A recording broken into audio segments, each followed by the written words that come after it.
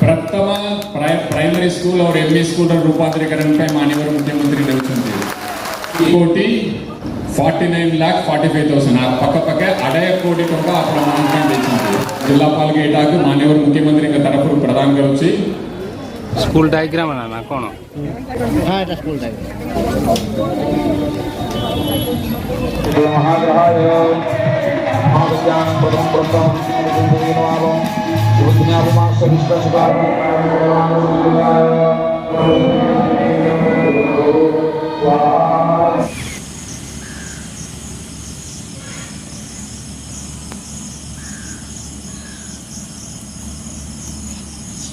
जय जगन्नाथ एबे मु जाउची बाहनगा स्कूल को सेठी किए अतिथि भाव रे आसीचंती चलंतु आमे देखिबा आ कोन बाहनगावासी को उपहार देबे कोन देखेबे कोन सुनेबे चलंतु ए वीडियो माध्यम रे देखिबा।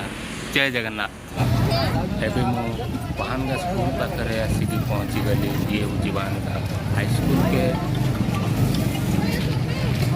ये हूँ बाहना स्कूल पड़िया टेंट कर मुख्य अतिथि भाव में आसी 5T सचिव VK पांडियन सर। एवं मु स्कूल गेट भीतर को प्रवेश कली। बाहनगा एमई स्कूल और यूपी स्कूल को रूपांतरण 5T स्कूल राज्य सरकार तरफ डायग्राम मेनू स्कूल देखो स्कूल डायग्राम ना कौन हाँ এটা स्कूल डायग्राम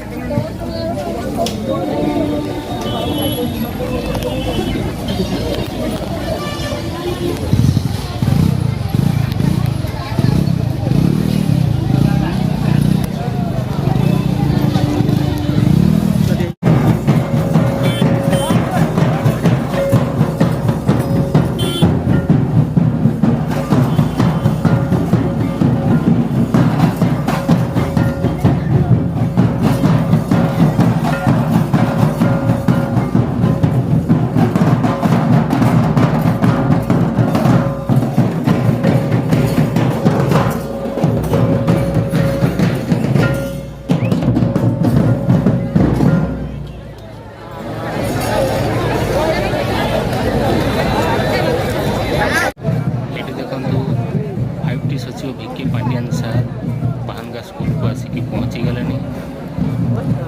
बाहनगा स्कूल रूपांतरण 5T स्कूल केते टंका राज्य सरकार मंजूर कले ताहा भी VK पांडियन सर कहिबे।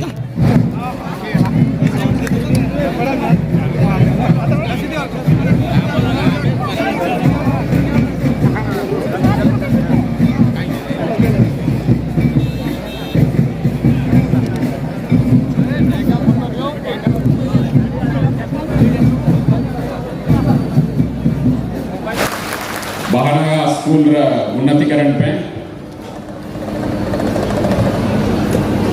बाहनगा स्कूल आम ओडिशा रे प्रथम प्राइमरी स्कूल और एमई स्कूल रूपांतरीकरण माननीय मुख्यमंत्री एटा अच्छे आर्डर 2,49,45,000 पक्क पक्के 2.5 कोटी टंका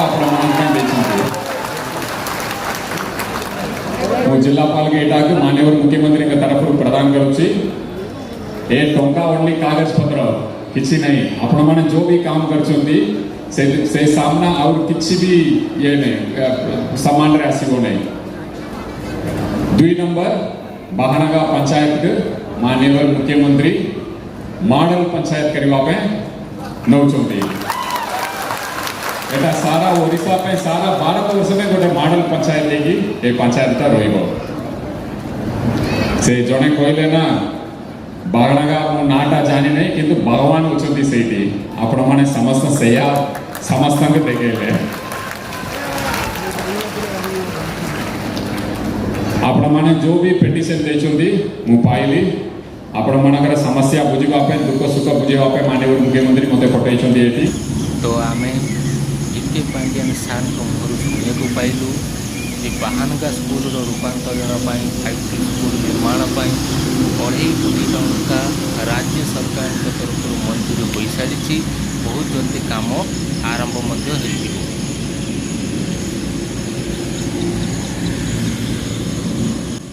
ଏବେ ମୁଁ ସକାଳ 6ଟା ବେଳେ ସ୍କୁଲ ପାଖରେ ଆସିକି ପହଞ୍ଚିଛି। ଦେଖନ୍ତୁ ସ୍କୁଲ ଚାରିପାଖରେ ସକାଳର ଦୃଶ୍ୟ ଗଛଲତାରେ ପରିପୂର୍ଣ୍ଣ, ସବୁଜ ରଙ୍ଗରେ ପରିପୂର୍ଣ୍ଣ।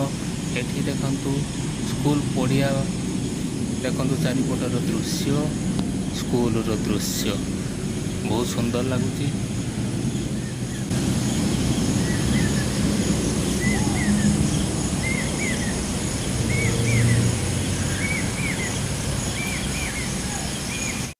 ଏଠି ଦେଖନ୍ତୁ ବାହାନଗା ସ୍କୁଲ ଭଙ୍ଗା ହେବା ପୂର୍ବର ଦୃଶ୍ୟ। ଇଏ ହେଉଛି ସ୍କୁଲର ଗେଟ୍। ଏଠି ଦେଖନ୍ତୁ ସ୍କୁଲର କ୍ଲାସ୍ ରୁମ୍ ଭିତରର ଦୃଶ୍ୟ ଦେଖିପାରୁଥିବେ ଚାରିପଟ। ଏଠି ଦେଖନ୍ତୁ ସ୍କୁଲ ଘର ଭାଙ୍ଗିବା ପରର ଦୃଶ୍ୟ। ଏଠି ଆପଣମାନେ ଦେଖୁଥିଲେ ସ୍କୁଲ ଘର, ବର୍ତ୍ତମାନ ସ୍କୁଲ ଘର ଦେଖିବାକୁ ପାଇବେନି, ଚାରିପଟେ ଭଙ୍ଗା ହେଇଯାଇଛି।